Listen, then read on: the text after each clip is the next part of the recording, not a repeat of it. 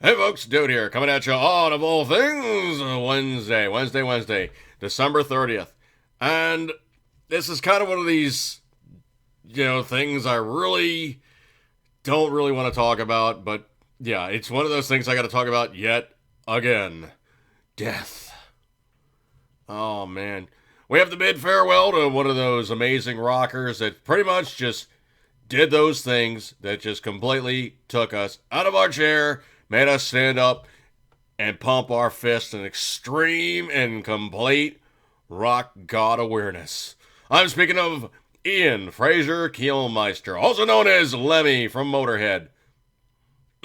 What can you say about the guy? The guy was, towards the end, really suffering a lot of health issues, and he still got on stage and still kicked major ass, even at the age of 70 freaking years old. Wow, Keith Richards has got nothing on the partying, nothing on the drinking, nothing on the smoking, and nothing of the, let's just say, chemical introduction to your personal sphere of influence like Lemmy did. Oh man, dude was a party animal from the very, very early 70s in his own band of Hawkwind to his next band of Motorhead. Oh man, Motorhead's a complete total badass band. If you've ever seen them, if you've ever heard them, just check out their stuff. Motorhead kicks major, major ass. Now the other thing too is also Hawkwind was not such a bad thing. He became a musician simply because of those guys that he surrounded himself with who encouraged him to pick up a bass or pick up a guitar or simply just be somebody musically minded because, well, you can do that. How did he get his start? Well, he started in music a very, very truly amazing way. He was a roadie for Jimi Hendrix. How cool is that, man? Dude starts out hanging out with the rock guitarist, rock god from time immemorial. You can ask anybody. One of the most major and amazing guitar talents ever in rock and roll was, and always shall be, Jimi Hendrix. So Lemmy carried his stuff, set up the stage, took down the stage, and all the rest of the good stuff like that there. And probably somebody gave him a guitar at one point, showed him some pointers, and he figured it out and whatnot. He did not play a bass guitar the way normal, and I do mean normal people play a bass guitar. He played a bass guitar somewhere in between a rhythm guitar, somewhere between a bass, and somewhere between a lead guitar. You hear these guys playing, you would swear that there's another guitar somewhere on the stage because dude made that bass sound so freaking fat. Ace of Spades is a good, for instance. Three musicians on stage, and it sounds like a four-piece band. It sounded fat, and it sounded heavy, it sounded hard, and it sounded just, well, strictly, simply, and expressly only as Motorhead could ever sound. So on this day of, well, his birth of 24 December 1945 to his passing on 28 December 2015, age 70, well, dude had a lot of health issues right off the bat. He'd had a defibrillator placed into his chest because he'd had health issues. He had also secondary issues with, diabetes. But he had tertiary issues with other ailments, and, well, he pretty much was a party animal from day one. He pretty much was that guy.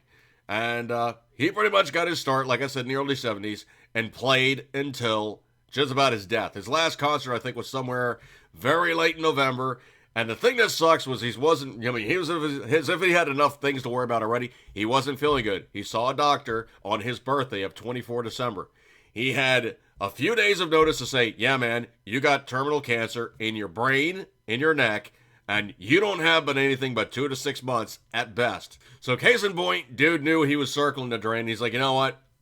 I'm not going to stop now. There's no reason for me to stop playing. There's no reason for me to stop going on stage and kicking people's asses with my amazing performances. I will endure and I will do it. So if anybody could show the kind of talent, passion, guts, and tenacity of Lemmy, I don't think it's going to be something that happens very often. He was a very rare bird. And also, he was one of these guys who was kind of really cool with this duality of man thing. Ragingly anti-religion. He actually was from a religion type of thing from England. He was the son of a vicar, which I guess basically comes down to like, a reverend or something. So his father was a vicar who bailed shortly after his birth. His mom raised him, so he didn't have a real high view of religion and whatnot. That said, even being the rough around the edges, cussing, kind of verbose, bellicose, and just, kind of just, feisty type of guy he was unbelievably honorable and an unbelievably good friend to his buddies. There's some very cool pictures of him and Ronnie James Dio. There's some very cool pictures of him and Metallica. There's some very, very, very cool videos around where he plays with Slash and Dave Grohl. He was a man's man in terms of rock and roll, and those talents that he shared that time with on stage, and every single time was just, as good, if not better than the last. I commend it to you.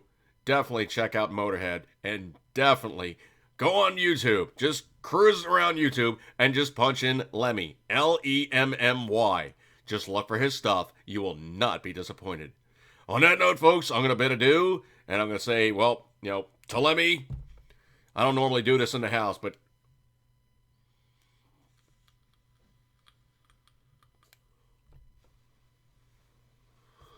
blowing clouds skyward in your namesake, my friend. May you go to that amazing rock concert in the sky.